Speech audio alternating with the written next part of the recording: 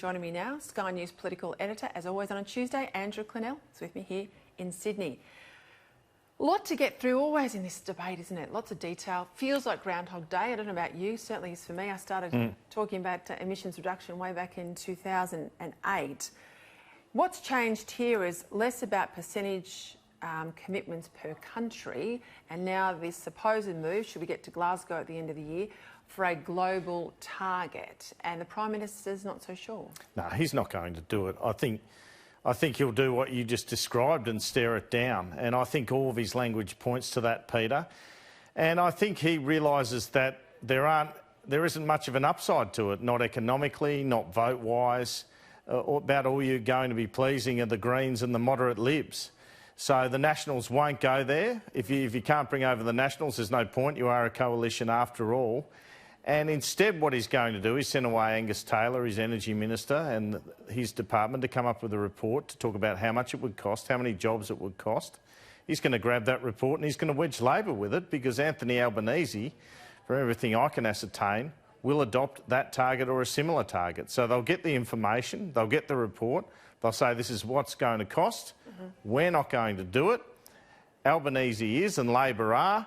This is what's going to happen, and it will be Groundhog Day in terms of the next election campaign, because we'll have the same argument we had this election campaign. And the one really driving it in Labor ranks is Mark Butler, the climate change spokesman. And he's from the left, of course. Yeah, he is, and it's been put to me that he just won't stop talking about it in shadow cabinet. That's what's been put to me today, that he's really driving it. So you've kind of got him and Tony Burke on the left side of the argument, with Albanese and Joel Fitzgibbon and Don Farrell on the right side, that big split there. And I see Morrison as seeing a political opportunity here, and I think most Australians would understand when he says, how can I set a target so far into the future? We don't know what's going to happen with technology. We'll try our best, we'll do what we can to support the technology, and if we get near there, well, that's down the track, but certainly I won't be Prime Minister at the time. And I think that's a sensible political strategy. I think the difficult thing in all of this, having done modelling, is modelling beyond the forward estimates, which is the immediate 4 years of the budget cycle, even 3 years, to be fair.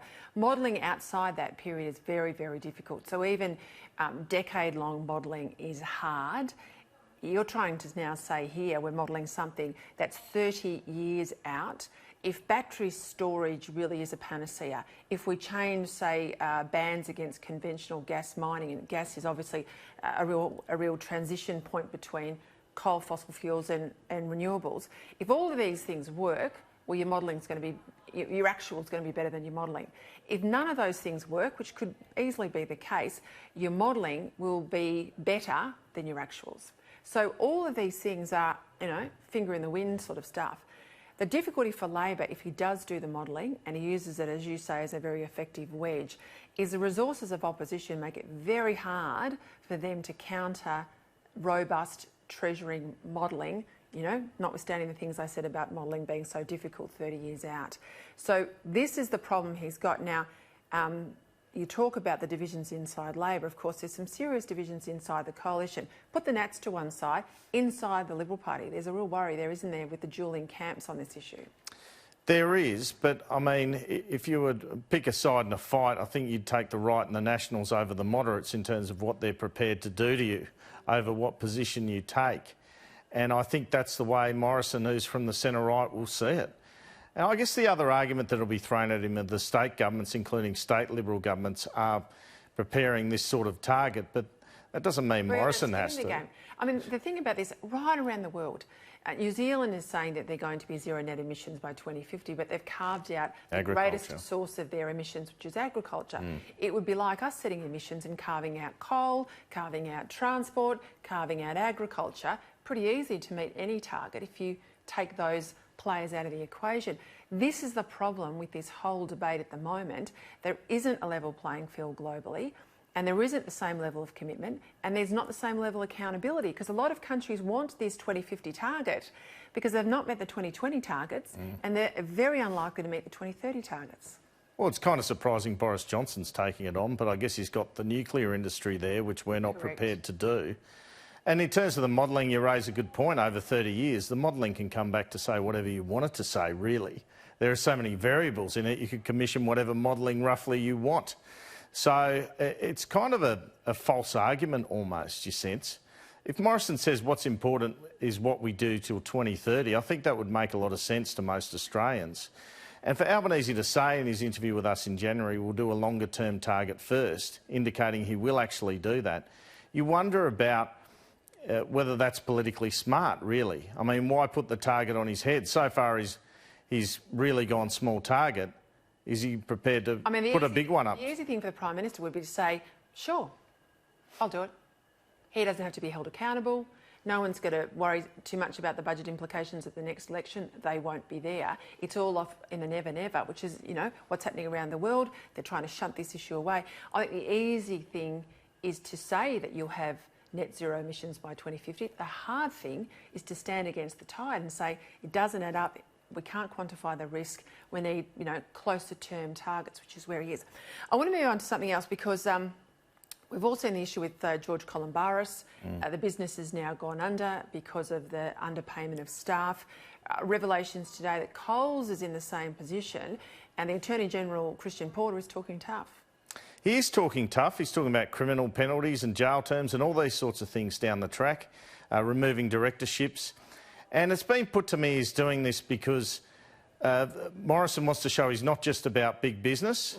He wants to show he's about the quiet Australians, which are like Menzies' forgotten people, really, the middle class. And he wants to show he's on the side of the worker. There's more workers than employers vote in this country. So it might look almost like a Labor strategy, but what they're doing is really trying to carve out that middle ground. And also, I believe the government, people like Morrison and Porter, are fed up with a lot of businesses virtue signalling and lecturing. Yeah, lecturing on carbon emissions, but not paying their workers. And exactly. With Coles, you know, we saw all those blues about dairy.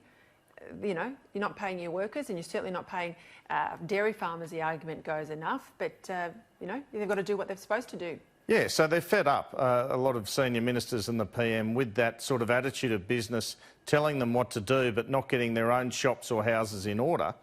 So they're going tough, and the last time the Coalition lost an election was over a controversial IR policy and work choices. So, you know, I think the Prime Minister sees the advantage in being the middle ground and looking after the workers to some extent.